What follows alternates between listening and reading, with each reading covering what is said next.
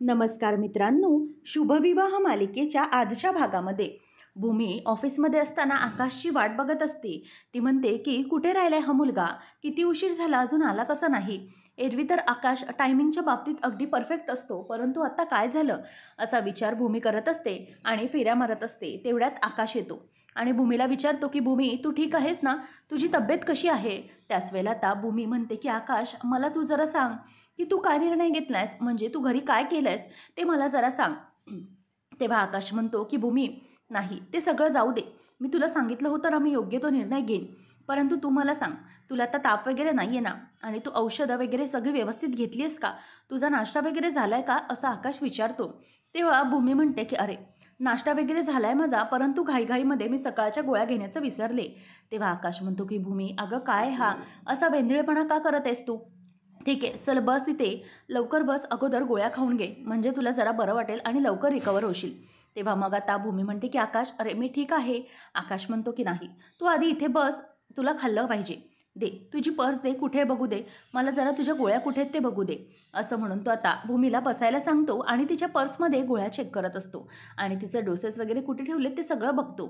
तेव्हा मग आता आकाश म्हणतो की चल, हे बघ सापडल्या गोळ्या, तुझा डोस घे. तेव्हा मग भूमी म्हणते की आकाश, मी तुझ्याशी काहीतरी जरा महत्त्वाचं बोलते, प्लीज माझं ऐकून घे ना. मला जरा सांग की काय झालं आहे घरी, आणि तू काय निर्णय घेतलास. काल तू मला घाईघाईमध्ये म्हणालास की मी योग्य तो निर्णय घेईल, माझ्या मनातला संशय आणि हे तू एकदाच खोडून काढशील, परंतु काय केलं आहेस तू, मला जरा प्लीज सांग. आकाश म्हणतो की भूमी, सध्याच्या घडीला ते महत्त्वाचं नाही आहे, मी तुला जे काही सांगतोय ते तू ऐक. आता पुढे त्यावर काहीच बोलण्याची गरज नाही आहे, ते जे काही व्हायचं आहे ते होईल, तू तिकडे लक्ष देऊ नको. भूमी म्हणते की आकाश, असं कसं बोलत आहेस तू. तर आता गोळ्या देत असताना भूमी मनातच म्हणत असते की आकाश, जे काही तू करतोयस, जे प्रॉपर्टी नावावर आत्याच्या करण्याचं ठरवलंयस ते सगळं मला माहिती आहे, परंतु मी तुम्हाला समोरून हे सगळं विचारू तरी कसं. जर मी तुला सरळ असं विचारलं की प्रॉपर्टी तू आत्याच्या नावावर का करतोयस, तर मात्र तू लक्षात घेशील की हे मला सगळं कोणी सांगितलं, आणि मग मानसीचं नाव पुढे येईल. मागे ही रागिनी आत्याने मानसीला त्रास दिला होता, तसंच पुन्हा काही घडायला नको, म्हणून मला तुला डायरेक्ट काही विचारता येणारही नाही. मग भूमी पुन्हा त्याला विचारू लागते की आकाश, बोल ना, काय झालं आहे. अरे तू जे काही वागतोयस ना ते फार चुकीचं वागत आहेस, जे काही हेतू ते सांगत देखील नाही आहेस, काय होतंय आणि काय नाही ते. कसं आहे ना आकाश, वेड्याच्या भरामध्ये काही चुकीचे निर्णय घेऊ नकोस. ती बाई कशी आहे ना हे तुला माहिती नाही आहे, खरंच ती बाई खूप बेकार आहे. ती सगळ्या ज्या काही गोष्टी करते ना ते फक्त मला माहीत आहेत. आता आकाशला खूप राग येतो. आकाश म्हणतो की भूमी, हे काय चालवलं आहेस तू, बाई बाई काय करतोयस तू, ती आई आहे माझी, ही गोष्ट लक्षात ठेव.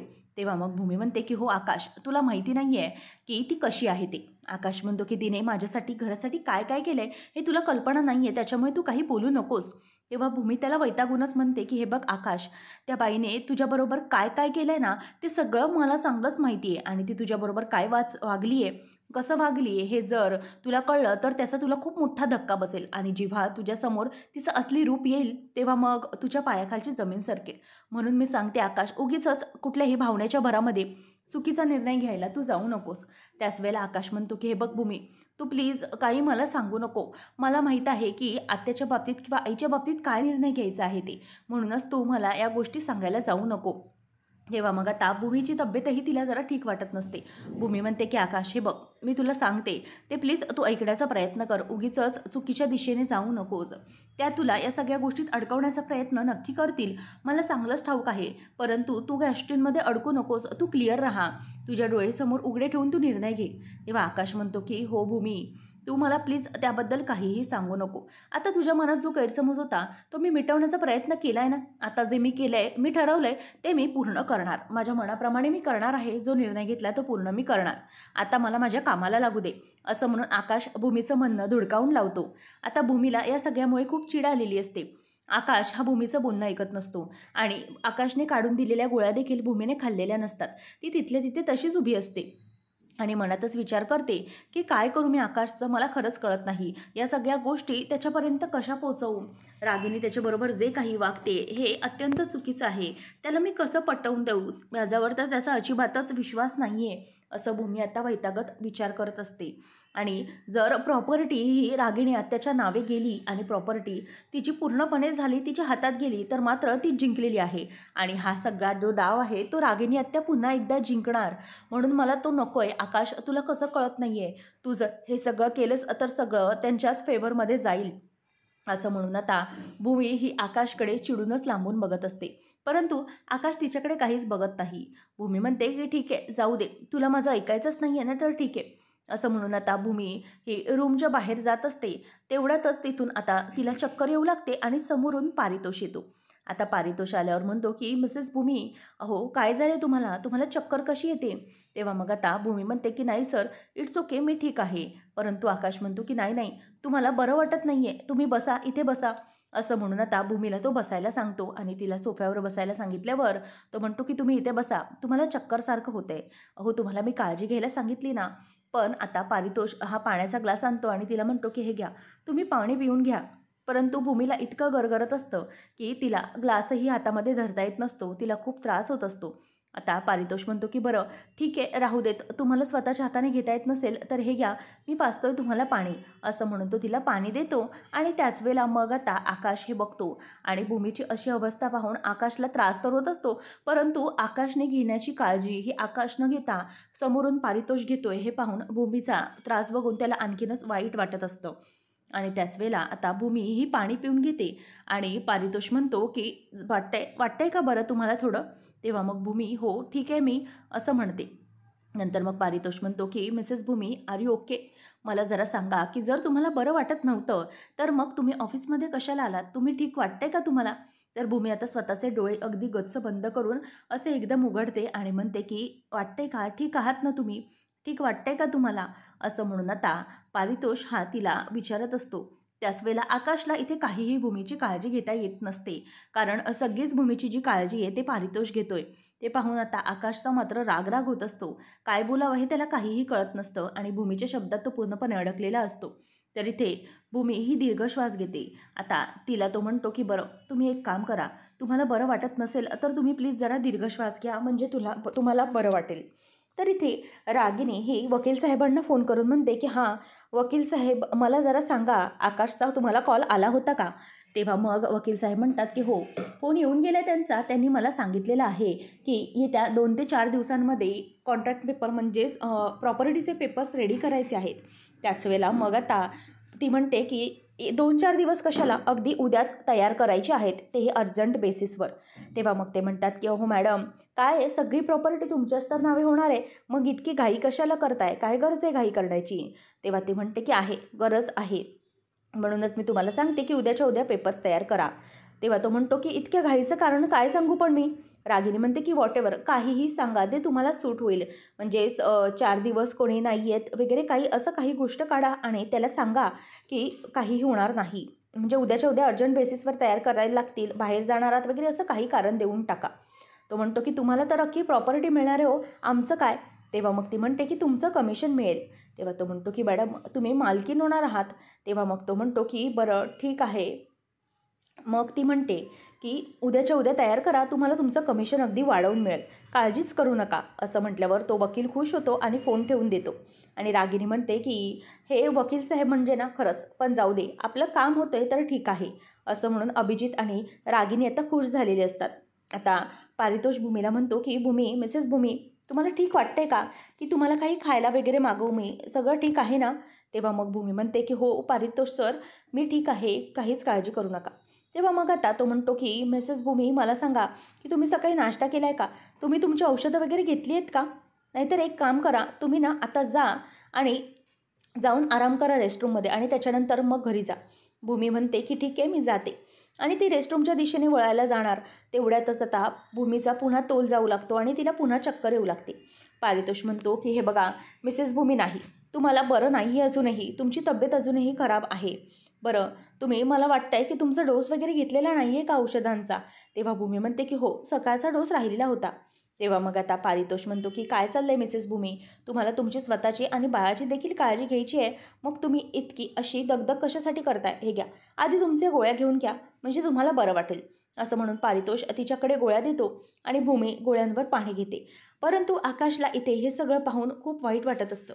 आकाशने सांगितलेलं भूमीने गोळ्या खाल्लेल्या नव्हत्या, परंतु आता खाल्ल्या याचाही त्याला राग येत असतो. तर नंतर गोळ्या खाल्ल्यानंतर तो विचारतो की Mrs Bhumi, are you all right? म्हणजे तुम्हाला आता जरा बरं वाटतंय का? तेव्हा मग भूमी म्हणते की हो, आता मला बरं वाटत आहे, ठीक आहे. आकाशला आता बघतच भूमी ही शांत होते आणि नंतर पारितोष तिला म्हणतो की तुम्ही डीप ब्रीथिंग करा, म्हणजे तुम्हाला जरा बरं वाटेल. आणि नंतर इथे रागिनी आता तिच्या कपाटामधून एक तिच्या नावाची पाटी आणि बंगल्याची पाटी काढते आणि म्हणते की बघ कसं दिसते अभिजित.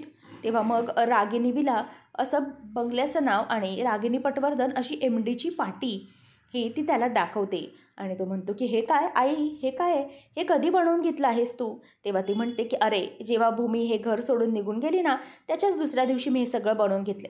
बघ किती छान वाटतंय, रागिनी विला किती सुंदर दिसतंय हे, असं म्हणून ती खुश होत असते. त्याच वेळेला आता पारितोष म्हणतो की हे बघा मिसेस भूमी, नाहीतर एक काम करा, तुम्ही ना इकडे जरा अशा पडा, म्हणजे तुम्हाला जरा बरं वाटेल. त्यानंतर मग तुम्ही घरी जा, वाटल्यास खाल्ल्यानंतर काहीतरी. तेव्हा मग आता ती म्हणते की नाही, मी इथे असे जरा बसून राहते, मला बरं वाटेल. आणि तो म्हणतो की बरं चला, मी माझ्या कामाकडे वळतो. असं म्हणून पारितोष जाणार. तेवढ्यातच भूमीच्या डोळ्यात काहीतरी असं गेल्यासारखं होतं आणि ती ऐ गं असं म्हणते. तेव्हा मग आता पारितोष म्हणतो की काय हो मिसेस भूमी, पुन्हा काय झालं? तेव्हा ती म्हणते की नाही, डोळ्यामध्ये जरा असं कचरा गेल्यासारखं झालं. तेव्हा आता पारितोष हा भूमीजवळ जातो आणि तिच्या डोळ्यामध्ये बघतो आणि तिच्या डोळ्यामध्ये फुंकर मारायला लागतो आणि म्हणतो की थांबा, मी फुंकर मारून देतो, म्हणजे तुम्हाला जरा बरं वाटेल. आणि तुम्हाला बरं वाटतंय का, असं तो तिला विचारतो. आणि इथे भूमी म्हणते की नाही नाही, ठीक आहे सर, काहीच प्रॉब्लेम नाही, ठीक वाटतंय मला, असं म्हणून आता भूमी त्याला सांगत असते. आणि तेवढ्यातच तिथे आता आकाश येतो आणि आकाश ते सगळं बघतो आणि त्याची तळपायाची आग आता मस्तकात जाते. तो जोरातच पारितोषला ओरडतो आणि म्हणतो की पारितोष, हे सगळं काय चाललेलं आहे तुझं? तेव्हा पारितोषही त्याच्याकडे बघत राहतो. तो म्हणतो की आकाश, अरे काय झालं आहे? तेव्हा मग पारितोषला तो म्हणतो की हे सगळं करण्याची तुला काय गरज आहे? अरे अरे मिसेस भूमी तुला नको नको म्हणत आहे, तरीही तू कशाला इतकी त्यांची काळजी घेण्याचा प्रयत्न करतो? काय गरज आहे हे सगळं करण्याची? तेव्हा मग आता इथे हा पारितोष हा घाबरतो आणि म्हणतो की अरे आकाश, काय चाललंय तुझं? हे नेमकं काय बोलण्याचा प्रयत्न करतोयस तू? अरे मिसेस भूमींना त्रास होतोय, त्यांची मी काळजी घेतोय, बस, बाकी काही नाही. तेव्हा मग आता इथे तो म्हणतो की बाकी काही नाही म्हणजे? अरे तू असं म्हणून म्हणून किती काळजी घेणार आहेस तिची? जर एखादी मुलगी तुला समोरून बोलत आहे की ठीक आहे, काहीच गरज नाही आहे, तर तुला अवाजवी काळजी घेण्याची काय गरज आहे, मी सांगतोय. तेव्हा मग आता पारितोष म्हणतो की मिसेस भूमी प्रेग्नेंट आहेत, अरे त्यांची काळजी घेतली पाहिजे, म्हणूनच मी त्यांची काळजी घेतोय. तेव्हा मग आता आकाश म्हणतो की ठीक आहे, मग इथे ऑफिसमध्ये आणखीही लेडीज आहेत किंवा अजूनही स्टाफ आहे, मग तू त्यांची तशी काळजी का घेत नाहीस? म्हणजेच मिसेस भूमिका, तुला भूमीचीच इतकी काळजी क्या घ्यायची आहे, मला ते कळत नाही आहे. तेव्हा मग आता तो म्हणतो की अरे त्या प्रेग्नेंट आहेत. तेव्हा मग आकाश म्हणतो की हे बघ, ठीक आहे, एका वेळेस मी समजू शकतो की त्या प्रेग्नेंट आहेस म्हणून, परंतु प्रत्येक वेळेला ह्याचं कारण करून असं पुढे पुढे जाण्याची काहीच गरज नाही आहे ना. आणि त्या प्रेग्नेंट आहेत, त्या काही आजारी नाही आहेत, उगीचच त्यांना प्रत्येक वेळेला फेवर करण्याची काहीच गरज नाही आहे, असं आकाश त्याच्यावर दरडावतो. तेव्हा मग आता भूमी म्हणते की जरा प्लीज प्लीज थांबा, तुम्ही दोघंही प्लीज असं वाद करू नका. माझ्यावरून तुमच्या दोघांमध्ये असे वाद झालेले मला अजिबात आवडणार नाहीत. प्लीज पारितोष सर, तुम्ही प्लीज शांत व्हा. तेव्हा मग आता लगेच हे ऐकल्यावर पारितोष म्हणतो की काय, मला कळत नाही आहे, आकाशच्या मनात हे सगळं चालू आहे, मी अगदी आश्चर्यचकित झालो आहे. तेव्हा मग आता आकाश म्हणतो की हो पारितोष, ॲक्च्युली मला पण या सगळ्याचा खूप राग येतो आहे. तू जे काही माझ्याबरोबर वागतोयस ना, त्याचाही मला आता खूप राग आलेला आहे. अरे हे सगळं करण्याची काय गरज आहे? मिसेस भूमींची इतकी काही काळजी घेऊ नकोस की त्यांना ती नावडेशी वाटेल, आणि तुला काहीच गरज नाही इतकी त्यांची काळजी घेण्याची. तेव्हा मग आता पारितोष म्हणतो की अरे आकाश, तू बघत होतास ना त्यांची सिच्युएशन काय होती, त्यांना चक्कर येत होती, त्यांच्या डोळ्यात काहीतरी गेलं, म्हणूनच मी फक्त फुंकर मारत होतो जस्ट, बाकी काहीही नाही. तू किती चुकीचा अर्थ काढतोस या सगळ्यामध्ये, मला खरंच कळत नाही आहे आकाश. तेव्हा मात्र आकाश म्हणतो की नाही, मी काहीही चुकीचे अर्थ काढत नाही आहे. चुकीचा वागतोयस ना तो तू वागतोयस, जे काही तू करतोयस ना ते मला अजिबात आवडलेलं नाही, अत्यंत चुकीचं वागत आहेस तू, असं आता पारितोषला तो बोलून दाखवतो. त्याच वेळेला इथे आता पारितोषही चिडलेला असतो. पारितोष म्हणतो की बस आकाश बस, अरे तुझे माझ्याबद्दल इतके असे विचार असतील असं मला वाटलं नव्हतं. बाकीचं स्टाफ जाऊ दे रे, परंतु तू तू पण माझ्याबद्दल असा चुकीचा विचार करतोयस. तेव्हा मग तो म्हणतो की करणारच ना, अरे बाकीची लोकं पण तेच बोलत आहेत आणि प्रत्येक वेळेला माणूस किती समजून घेईल. तेव्हा भूमीला आता खूप वाईट वाटत असतं, तिचा चेहरा अगदी पडलेला असतो. आता पारितोष म्हणतो की हे बघ आकाश, मला काहीच फरक पडत नाही आहे कोण काय बोलतंय. मला मॅटर काय करतं की माझा मित्र माझ्याबद्दल काय विचार करतोय. आणि तसंही मी तुम्हाला माझ्या पास्टबद्दल सांगितलं. माझं मूल मी गमावलं, माझी बायको, त्यामुळे मी असं सगळं वागतोय. हेही तुमच्यासमोर मी एक्सप्लेन केलं आहे. तरीही काय अर्थ आहे ह्या सगळ्याला? तेव्हा आकाश म्हणतो की हो, मी तुझं अगदी दुःख मनापासून समजू शकतो. त्याबद्दल मला अगदी वाईटही वाटतं, सिंपती पण आहे. परंतु प्रत्येक वेळेला दुसऱ्याच्या बायकोवर अशा गोष्टीवरून तुला जवळ जाण्याची काहीच गरज नाही आहे. मला कळतंय की तुझं हे जे वागणं आहे ते कशाबद्दल आहे. परंतु तू नॉर्मल काळजी घेतलीस तर ठीक वाटेल ते. परंतु तुझ्या हेतूंवर शंका यावी इतकी काळजी घेतोयस तू समोरच्या मुलीची. जर हे सगळं करण्याची काय गरज आहे? आणि इतक्या हेतूवर शंका घेण्यापर्यंत तू का करतोयस मला हेच कळत नाही आहे. आणि बाकीच्यांचेही आता काही अजून तुझ्या स्टाफची कुजबूज कमी झालेली नाही आहे. तुला काय वाटतंय? तू त्या दिवशी ते कारण दिलंस, त्यानंतर त्यांची कुजबूज कमी झाली असेल? नाही, अजूनही त्यांचं तेच बोलणं चालू आहे. त्यावर आता भूमी म्हणते की प्लीज प्लीज तुम्ही दोघंही असे वाद काढू नका ना. माझ्यावरून तुमच्या 2 छान मित्रांमध्ये अशी वाद होतात ते मला अजिबात आवडत नाही आहे. तेव्हा मग आता लगेच इकडे आकाशलाही ती थांबवण्याचा प्रयत्न करते आणि म्हणते की प्लीज आकाश सर, तुम्ही असं एकमेकांबरोबर भांडू नका ना, गैरसमज करून घेऊ नका. तेव्हा मग आता इथे पारितोष म्हणतो की थांबा मिसेस भूमी, थांबा, बोलू दे त्याला. त्याच्या मनातला जो काही गैरसमज आहे ना तो पूर्ण करू दे. म्हणजे त्याच्या मनात इतका जो काही राग द्वेष माझ्याबद्दल भरलेला आहे ना तो एकदाचा बाहेर काढू दे. म्हणजे मलाही समजेल ना की नेमकं त्याचं माझ्याबद्दल काय मत आहे ते. तेव्हा आकाश म्हणतो की काही मत नाही, मला फक्त एकच वाटतंय की तू मिसेस भूमींची खूप जास्त काळजी करतोयस. त्याच्यामुळे तू हे सगळं काळजी घेणं, तुझ्या इंटेन्शनवर हेतू घेणं मला थांबवलं पाहिजे. म्हणून तू आता एकच काम करते, म्हणजे मिस भूमींची काळजी करायची नाही आहे. काहीच गरज नाही तिची काळजी करण्याची इतकं. दुसऱ्याला काय वाटेल याचा जरा विचार कर आणि मग वाग. तेव्हा मग आता तुझी काळजी थांबव, आकाश त्याला ठणकावतो. तेव्हा आता तो म्हणतो की नाही, मी नाही थांबवू शकत आकाश, आय एम व्हेरी सॉरी. हे बघ, मी भूमींची काळजी घेणे थांबवू शकत नाही. हवं तर मी हा कॉन्ट्रॅक्ट इथेच थांबवू शकतो. आता या सगळ्या गोष्टी माझ्या हातातून गेल्या आहेत आणि त्या थांबवण्यापेक्षा मी इथे आपलं काम रद्द करेन. आपला कॉन्ट्रॅक्ट आहे तो पूर्णपणे बंद करणं मी पसंती देईन. कारण का, जी व्यक्ती माझ्याबद्दल, हेतूबद्दल, माझ्या सगळ्या कामाबद्दल शंका घेऊ शकते, अशा व्यक्तीबरोबर मला काम करता येणं शक्यच नाही. त्याच्यामुळे मी आता तुला एकच सांगतो की मला आता तुझ्यासोबत काम करता येणार नाही. तू आता इथून निघालास तरी चालेल, कारण तू माझ्या हेतूवर शंका घेतलीस. कारण माझा कोणताही मित्र माझ्यावर अशा हेतूंवर शंका घेणं शक्यच नाही आहे. कारण जो मला खरं ओळखतो तो माझ्याबद्दल असा चुकीचा विचार कधीच करू शकत नाही. म्हणूनच आता मी तुला एक सांगतोय, हे आपलं कॉन्ट्रॅक्ट इथल्या इथे संपलं असं मी तुला त्यांच्यासमोर सांगून टाकत आहे. आणि हो, आणखीन एक गोष्ट म्हणजे तू आता घरी गेलास तरी चालेल. तू तुझ्या घरी पोचण्याच्या अगोदर आपल्या कॉन्ट्रॅक्ट टर्मिनेशनचे पेपर तुझ्या घरी पोचलेले असतील, असं म्हणून आता पारितोष तिकडून निघून जातो आणि तो खूप चिडलेला असतो. भूमी ही तो गेल्यावर आकाशला म्हणते की आकाश, अरे हे काय करतोयस तू? प्लीज असं चुकीचं वागू नकोस ना. अरे हे सगळं खूप चुकीच्या दिशेने चाललेलं आहे. तेव्हा आकाशही तिचं ऐकून घेत नाही.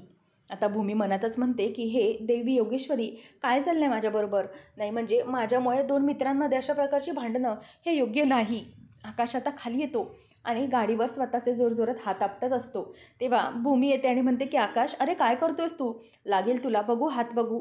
तेव्हा मग भूमीला तो म्हणतो की नाही, काही लागलेलं नाही आहे मला. ठीक आहे, तू हात सोड. तेव्हा मग आता तो गाडीत बसून निघालेला असतो. भूमी म्हणते की आकाश, जरा 1 मिनिट थांब. मला माहिती आहे तू चिडलेला आहेस, तुझ्या मनामध्ये राग आहे, म्हणूनच तू जा, मी तुला नाही म्हणत नाही आहे. परंतु जरा शांत होऊन जा, एक 10 मिनिटाने जा. कारण रागामध्ये अशा प्रकारे घाईघाई ड्रायव्हिंग तू करू नकोस. तेव्हा तो म्हणतो की काय गरज आहे सगळं करण्याची? मला हे जे काही तो वागतोय ते अजिबात आवडत नाही आहे भूमी. तेव्हा भूमी म्हणते की आकाश, तू उगीचच त्यांच्यावर चिडलास असंच वाटतंय मला. कारण अरे त्यांचा हेतू वाईट नाही आहे. हे बघ, आपल्याला त्यांनी सगळ्या गोष्टी सांगितलेल्या आहेत ना, अगोदर क्लिअर केलं आहे त्यांनी. मलाही थोडं त्यांच्याबद्दल जरा ऑड वाटायचं अगोदर की ते असे का वागतात, इतकी ओव्हर काळजी घेतात वगैरे. परंतु जेव्हा त्यांनी त्यांची स्वतःची स्टोरी सांगितली त्यानंतर माझ्या लक्षात आलेलं आहे की आकाश ते असे का वागतायत. म्हणूनच मला आता त्यांच्या हेतूबद्दल वगैरे काही शंका नाही आहे. आणि मनातून तूही हे सगळं काढून टाक.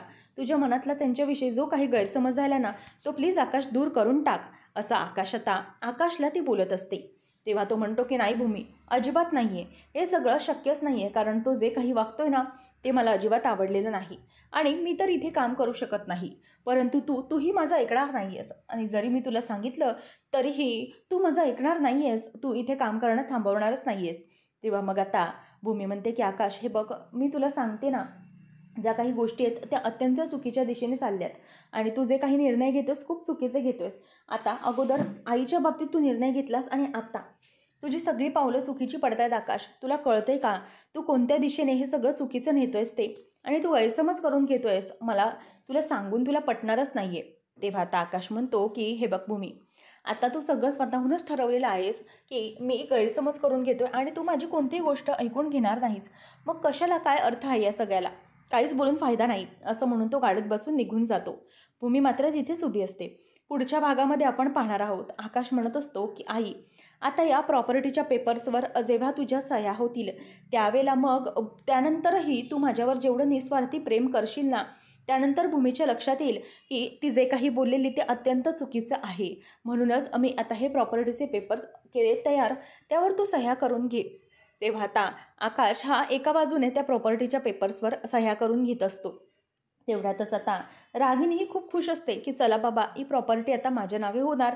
परंतु तेवढ्यात भूमी येते आणि म्हणते की 1 मिनिट आकाश, जरा थांब. आणि ती एक पेपर त्याच्यासमोर ठेवते आणि म्हणते की आकाश हे घे पेपर, याच्यावर सह्या कर. तेव्हा आकाश म्हणतो की काय, हे डिवोर्सचे पेपर? तेव्हा भूमी म्हणते की हो आकाश, मला तुझ्याकडून डिवोर्स हवा आहे. आणि दुसरी महत्त्वाची गोष्ट म्हणजे हे डिवोर्स झाल्यानंतर माझं जे काही पोटात मूल वाढतं आहे ना, त्याच्यावर या प्रॉपर्टीचा हक्क आहे आणि या प्रॉपर्टीचे अर्धा हिस्सा हा माझ्या मुलाच्या नावे मला हवा आहे.